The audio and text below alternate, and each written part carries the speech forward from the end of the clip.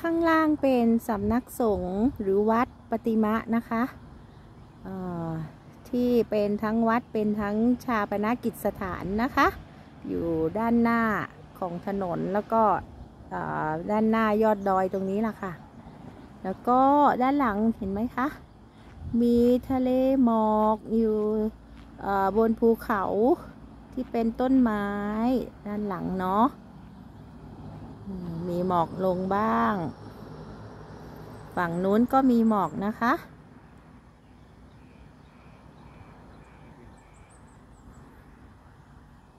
เห็นแต่แสงอาทิตย์ยังไม่เห็นดวงอาทิตย์